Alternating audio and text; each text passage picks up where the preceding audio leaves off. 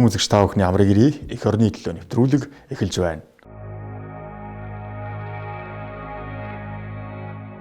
Нэвтрүүлгийн эхний хэсэг та бүхэндээ Батлан хамгаалах салбар зэвсэг түвшинд өрнсөн мэдээллийн талаар үзүүлье.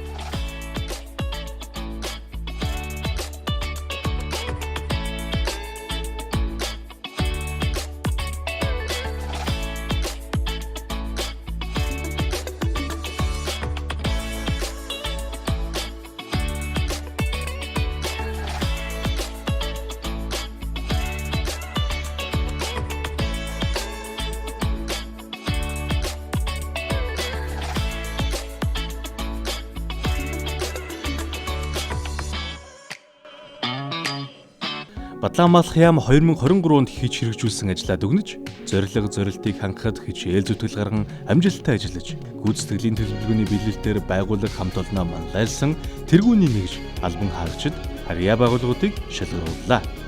Энэ үеэр Батлан хамгаалахын сайд Сайхан Баяр бие бүрэлдэхүүнд хандан өнгөрөгч 2023 оныг өндөр их амжилт бүтээлээр үдэж, шинэ онтойгоо золгож буй хэлээд байгууллага хамт олноо манлайлан ажил амжилтаараа бусдаа үлгэр дуурайлал болсон Батлан хамгаалах яамны тэргүүний албаагчид харьяа байгууллагуудын хамт олонд баяр хүргэж амжилт хүслээ. Та бүхний маань ажил үйлс 2024 он амьдрал дэлгэрч аз жаргалаар бэлтгэж ажил үйлс өөдрөг бүтэмжтэй амжилт бүтээлээр дүүрэн байхын үлсэлтэй өрөөдийг өргөн дэвшүүлээ.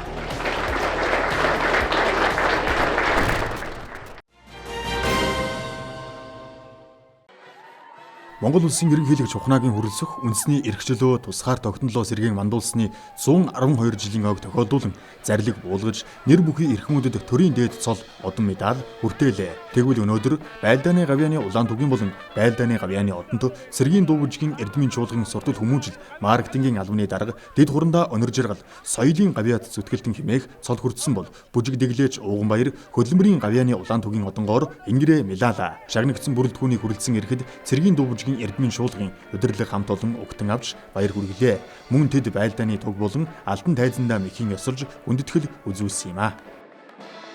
Монгол улсын соёлын гай сэтгэлтэн хэмээх их хүндэтгэлийг хүлээж өндөр төрийнхөө хайр шиг хүртсэндээ маш их баяртай байна. Монгол улсын Батлан хамгаалах зэвсэг түвшин хэмээх их айлын төлөө, их орныхоо төлөө тангар хүргэж зүтгэсэн үе үеийн дайчин эрсдээ баярлалаа. Олон алдартай гавьяатнуудыг игнэнээсээ төрүүлсэн цэргийн дуу бүжгийн эрдмийн чуулгын удирдлага хамт олондоо маш их баярлалаа. Уран бүтээлчдээ баярлалаа, ахмадуудаа баярлалаа. Монголын их хурлыг хөгжүүлэхийн төлөө хичээн зүтгэж яваа. Бүх онгод хэмэртэй авьяас төгөлдөр уран бүтээлчдээ баярлалаа. Өнөөдөр маш сайхан сэтгэл хөдлөсөн маш сайхан баяр үйл явдал болж байна. Одоо өнөөдөр би хөдөлмөрийн гавьяаны улаан түгийн одоо гэдэг эрхэм сайхан шагналаар одоо төр засгийн шагналсандаа маш их баяртай байна. Тэгээд одоо миний бүжгийн урлагт зүтгэсний 30 гаруй жилийн хөдөлмөрийн маань одоо төр засаг маань өндөж энэ хөө шагналыг өгсөн бахаа гэж бодож байна. Тэгээд одоо цэргийн дуужгийн эрдмийн чуулга олон бүжигт хайртай бүх хүмүүстэй, шавнартай, багш нартай тэгээд миний минь дадаг хаар сайхан аав ээж одоо өөр хүүхэд гэр бүлдээ маш их баярлалаа гэж бодож байна. Соёлын гавьяа зүтгэлтэн хэмээх төрийн дээд шагналын эзэн болсон дэд хурандаа онор жаргал нь цэргийн соёл урлагийн салбарт 20 гаруй жил ажиллахдаа Батлан хамгаалах бодлого зорилт зэвсэг түвшний үйл ажиллагааг сурталчлах арга хэмжээнүүд төрийн болон ёслол хүндэтгэлийн тоглолтыг мэргэжлийн өндөр түвшинд хөтлөн зохион байгуулж эх орон эр зэргийн сэдвтэй олон 10 дууны өгөвч баримтат кино концертын зохиолчоор ажиллаж ном төгмөл зэргийг редакторлон хэвлүүлж үзэгч уншигч сонсогч түмнийхээ хүртэл болгосон хөдөлмөрч нэгэн юм а. Нэвтрүүлгийн энэ хэсэг та бүхэндээ Батлан хамгаалах салбарт 2023 онд өрнсөн зарим онцлог ажлуудын талаарх контентийг хүргэж байна. Батлан хамгаалах салбарын 2023 оны онцлог ажлууд. Цэргийн албаагчдын нийгмийн хамгааллыг сайжрууллаа. Цэргийн албаагчдын тэтгэр тэтгэмжийн тухай хууль нэмэлт өөрчлөлт оруулах тухай хуулийн төслийг засгийн газрын 2022 оны 3 дугаар хуралдаанаар хэлэлцүүлж Улмаар Улсын их хурлын чуулганы 2023 оны 12 дугаар сарын 7-ны өдрийн нэгдсэн хуралдаанаар хэлэлцүүлэн батлууллаа. Тус хуулийн нэмэлт өөрчлөлтөөр зэргийн тэтгэвэр тогтоолгосон иргэн хуулийн хугацаа буюу 60 нас хүрэхээс өмнө нас барсан тохиолдолд оршуулгын тэтгэмж авах эмэгтэй зэргийн албаагчийн жирэмсний болон хүүхэд асрах чөлөөтэй байх хугацааг зэргийн алба хаасан хугацаанд оруулан тооцох, хувь тэнцвүүлэн тэтгэвэр тогтоолгоход нэг удаагийн тэтгэмж олгохтой холбогдсон харилцааг зохицуулсан зэрэг зарчмын гол өөрчлөлтүүдийг тусгажээ. Энэхүү хууль батлагдсанаар хуулийн үйлчлэлд хамаарах байгууллагын албаагчдын эрх зүйн байдал нийгмийн баталгаа сайжирч, хууль тогтоомжийг нэг мөр ойлгож хэрэглэх боломжтой болсон юм а. Монгол улсын их хурлд зэвсэг түвшний зэвсэг техникийг шинжлэх, сэргээн сайжруулах бодлого баримт бичгийг өргөн мэдүүллээ.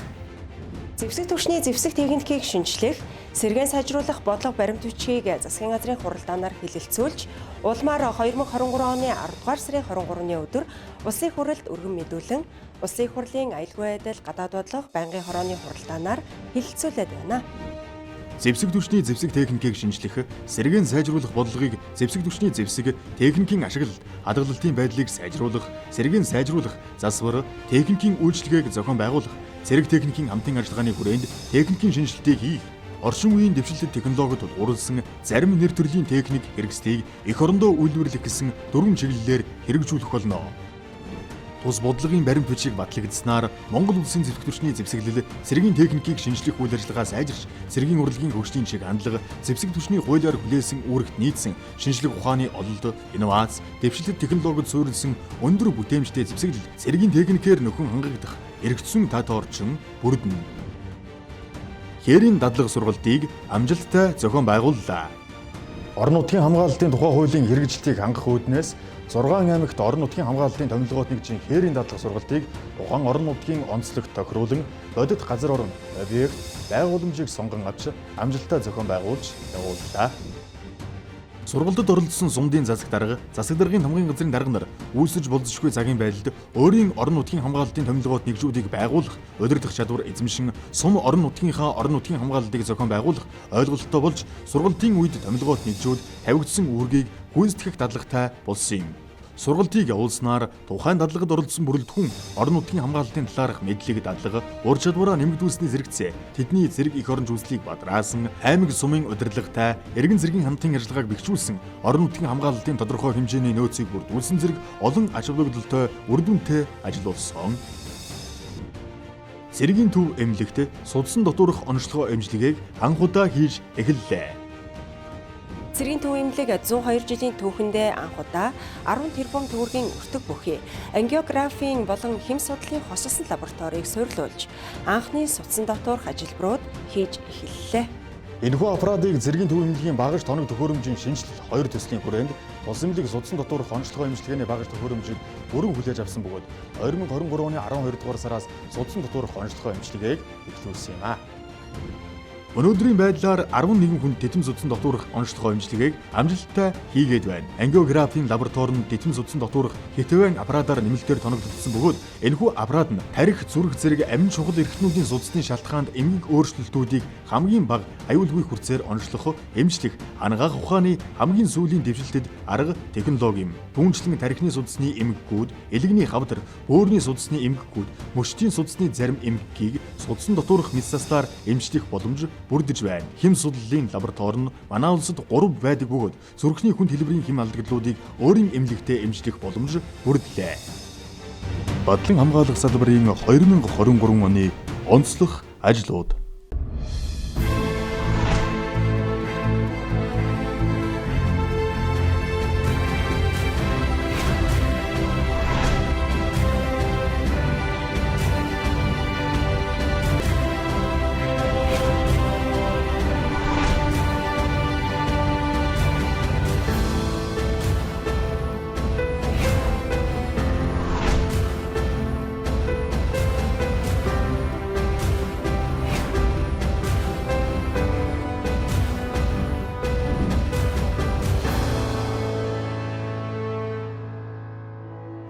Тусгаар тогтнол эрхчлөө.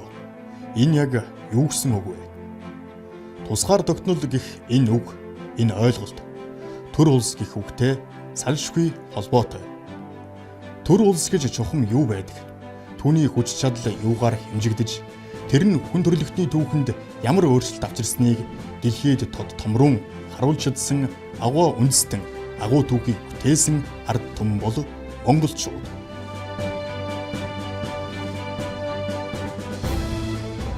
Тийм ч учраас Монгол улсын ерөнхийлөгч зэвсэг түвшний ерөнхий командлагч Ухнагийн хүрэлцэх тодорхой ажлуудыг хийж хэрэгжүүлэхээр бүрийн хөтөлбөртөө багтаасан. Энэ ажлын хүрээнд бидний бахархал төсөл Монгол улсын хэмжээнд 1 жилийн хугацаанд хэрэгжихээр гараанаасаа эхлээд байна.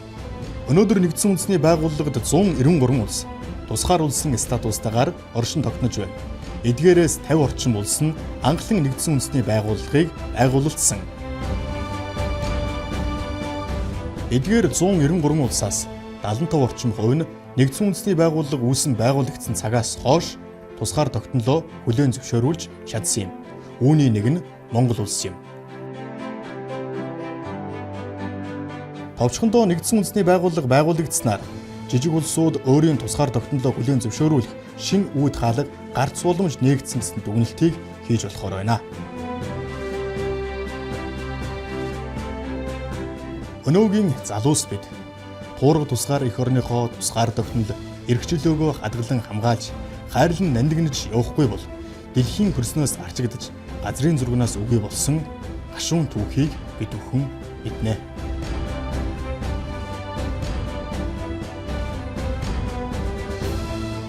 Эдүгээс 2200 жилийн тэртээ төр улсаа төхнүүлэн хүчрхэгжин мандаж байсан монголчууд өөр хоорондоо эв түнжингүй байдлаас олж хагаралдан бутралдаж бусдын иргэшээлд орж харин дарангуул дүрцсэн түүхийг түүхийн хуудаснаас бид бүхэн мэднэ.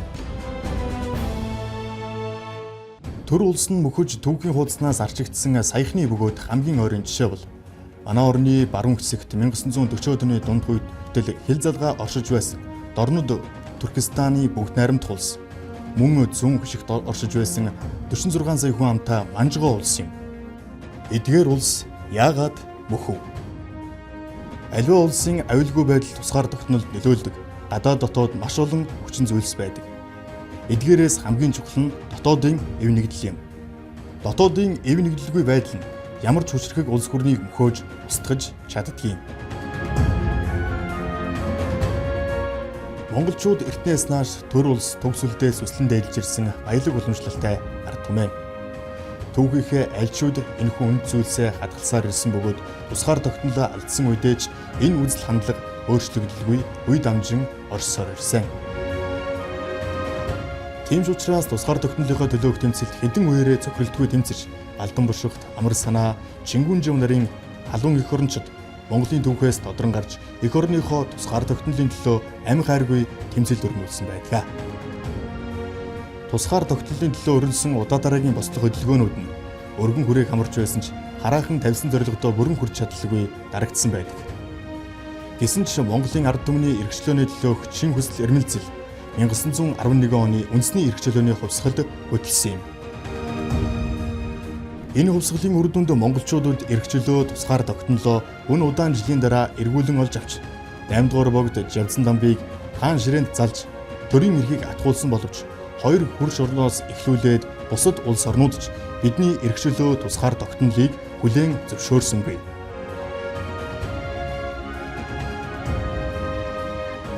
Богдхоонд засгийн газар улс орныхоо тусгаар тогтнолыг хүлээн зөвшөөрүүлэх тэр тусмаа олон улсын харилцааг бэхжүүлэхэд онцгой анхаарч Британий эсэн түүрэн, Америк нэгдсэн улс, Франц, Япон, Герман зэрэг өндөр хөгжилтэй орнуудтай харилцаа тогтоохыг оролдож байсан боловч дэлхийн 1-р дан эхэлсэнтэй холбогдуулан үүнийг анзаарах сөхөө бусад улс оронд байсангүй.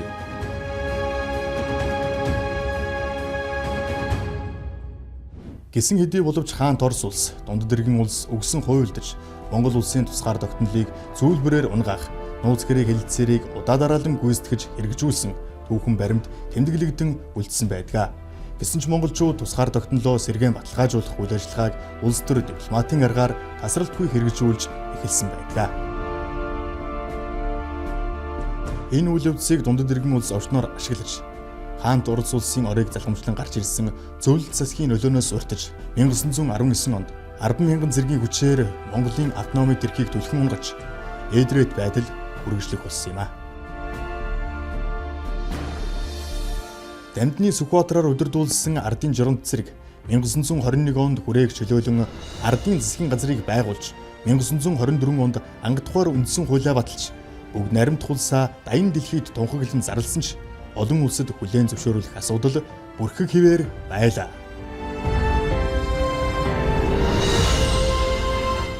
Зөвлөлт Орос улс өнгөн дээрээ манай тусгаар тогтнолыг дэмжиж байгаа мэт боловч дундад иргэн улстай сэм далд хойвлдож улс төрийн ашигнжоо хайсан бодлого явуулж энэ булгаал өөрийг ичлэн эсэргүүцсэн ерөнхий сайдсан гиндэн амар зэрэг олон 10 эх орон сэхэднүүдийг улс төрийн хэлс хэрэгт гүтгэн хэлмэгдүүлж цаанслан хороосны зэрэгцээ хэдэн 10 мянган шударга сэхэднүүдийг цэргийн зүтгэлтнүүдийг хэлсээр ялдуулган цээрлүүлсэн байдаг.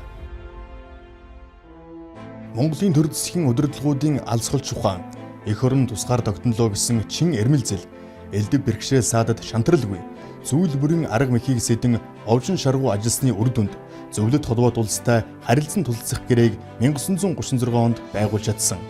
Үүний хамгийн гол үр дүн нь дундад иргэн улсын ашиг сонирхол нөлөөг бууруулж аюул занад тулгарсан үед улс орноо хамгаалуулах төгсөлийг бүрдүүлсэнд оршиж байгаа юм а.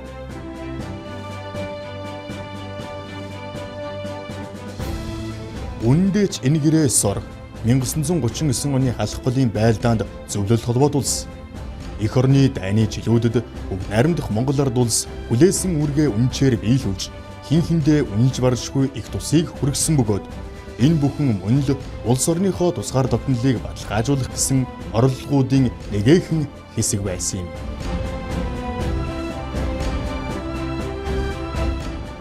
(1943 онд Египтийн нийслэл Кайро хотод Америк нэгдсэн улс дундад иргэн улсын тэргүүнүүдийн уулзалтын үеэр Америкийн тал хамтарсан зэргийн холбоо байгуулах, зөвлөлтийн хэлийн дагуу зэргийн баазуудаа байгуулах саналыг тавихад хариуд нь Монголыг хятадд нэгтгэх талаар зөвлөлт холбоот улсад шахалт үзүүлэхийг Америкийн нэгдсэн улсаас хүсч байжээ. Америкийн нэгдсэн улсын холбоотон улсуудын дунд асар том үл ойлголцол гарч болзошгүй хэмээн болгоомжилж байсан ч асуудлыг маш нухацтайгаар зугдсан үзэхээр болж байжээ. Улмаар 1944 онд Америк нэгдсэн улсын дэд ерөнхийлөгч Уоллес Монголд айлчилж монголчууд тусгаар тогтнох чин эрмэлзэлтэйг нь бүрэн ойлгоод утсан нь монголчуудын тусгаар тогтнолыг цаашид дэмжихэд томоохон түлхэц болж өгсөн байна. Дэлхийн 20 дугаар дайны шавтраг үед холбоотон гүрнүүд Кримийн хойгийн Яалт хотод 1945 оны 2 дугаар сард Европын хувь зайны талаар хэлцвээр гадаад Монголын тусгаар тогтнолыг Америк нэгдсэн улс Англи хүлээн зөвшөөрөх, цаашлаад дундад иргэн улсаас хүлээн зөвшөөрүүлэхэд нөлөөлөх болцолтойгоор зөвлөлт холбоот улс Японы эсрэг дайнд оролцохоор болжээ. Хятадын тал зөвлөлт холбоот улс болон Америк нэгдсэн улсын шахалтанд ор Японы савраас салахын тулд саналыг хүлээн авсан бөгөөд ингэхдээ гадаад Монголын хүн амын санал асуулгыг үндэслэн Монголын тусгаар тогтнолыг хүлээн зөвшөөрөх хэсэг асуудлыг шийдвэрлэхээр тогтжээ. Бүгд найрамдах Монгол ард улсын хаан төрийн тусгаар тогтнолын төлөө нийтээрээ саналаа өгч байна.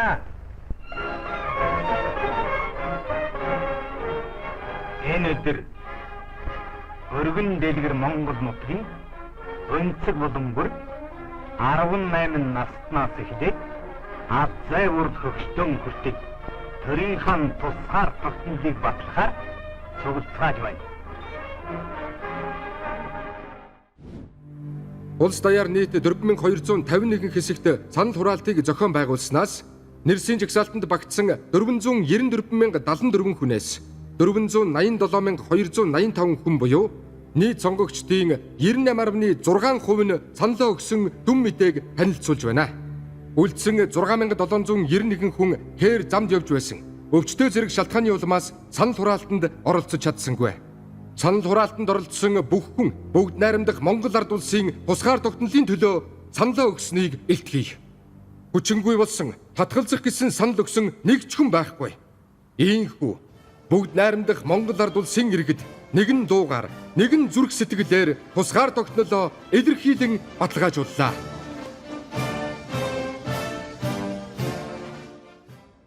Энэ дүнг зөвлөл социалист бүгд найрамдах холбоот улс дундад иргэн улсын засгийн газарт илгээснээр 1946 оны 1-р сарын 5-нд дундад иргэн улсын засгийн газраас бүгд найрамдах Монгол ард улсын тусгаар тогтнолыг хүлээн зөвшөөрсөн тухай мэдээллийг гаргаж 1946 оны 2-р сарын 13-нд бүгд найрамдах Монгол ард улс дундад иргэн улсын хооронд дипломат харилцаа тогтоох, элчин төлөөлөгчөө харилцан суулгах тухай нот бичиг солилцжээ.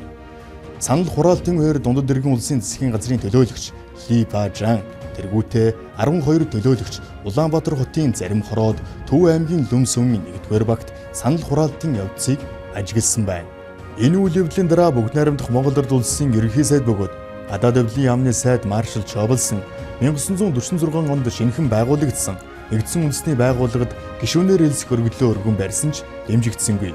Улмаар 1948, 1955, 1956, 1957 онуудад нийт 5 удаа өргөдөл өгч, аюулгүй зөвлөлийн хуралдаанаар дор хаяж 13 удаа хилцүүлэгдэж буцаагдсны эцэст 1961 оны 10 дугаар сарын 25-нд аюулгүй зөвлөлийн гишүүд санал нэгтээ дэмжиж Монголыг нэгдсэн үндэсний байгууллагын гишүүн болгохыг дэмжсэн зөвлөмжийг ерөнхий ассамблеэд өгснөөр 1961 оны 10 дугаар сарын 27-нд Монгол улс нэгдсэн үндэсний байгууллагын гишүүн болж хэлснээр үе үеийн эх орончдын хүсэл мөрөөдөл Монголоо гэх үе үеийн төрийн зүтгэлтнүүд, дипломатууд, шашны хутагтууд, жирийн иргэдийн зүтгэл тэмцэл биелэлээ олсон билээ.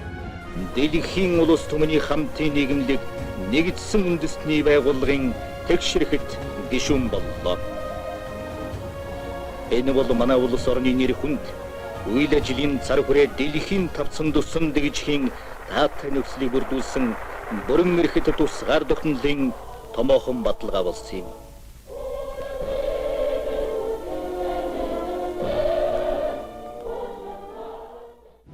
Өнөөдөр та бидний амьдарч байгаа туураг тусгаар эргчлөөд бүрэн эрхт Монгол улс бол монголчуудын 200 гаруй жилийн мөрөөдөл, тэмцэл, цус нулимс, асар их золиос, үнцэн, метршгүй зүтгэлийн үр дүн билээ.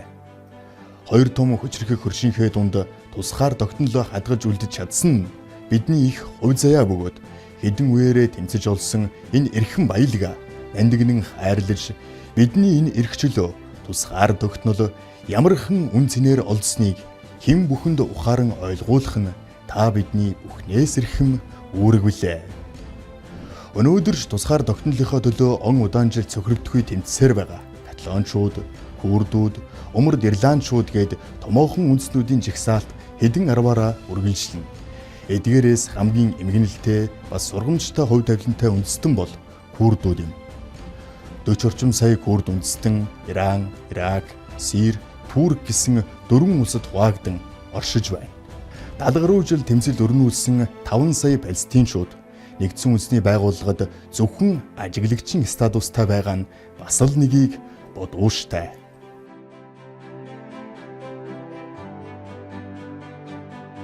Монгол улсынхаа тусгаар тогтнолын төлөө амбие үл хайрлан тэмцсэн үе үеийн эх орончдоо мэхийн яслаж тэднийхээ алтар гавьяаг цаг ямагт дурсан хүндэтгэж явцгаая залуусаа.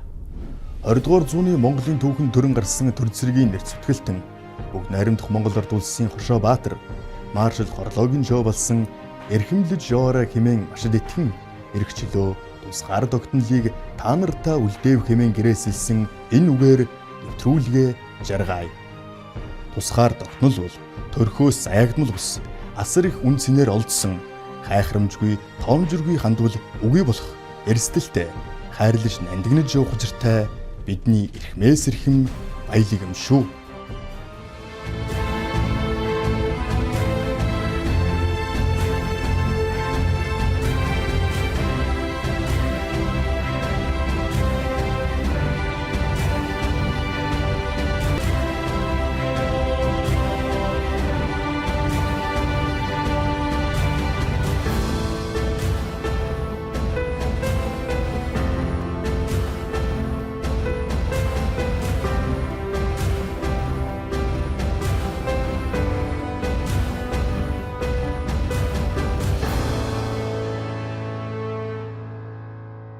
Эх орны төлөө нэвтрүүлэгтээ хамт байсан эрхэм үзэгч та бүхэндээ баярлалаа. Эх 7 хоног шинэ мэдээлэл сонирхолтой нэвтрүүлгээр иргэн уулзлаа. Түр баяртай.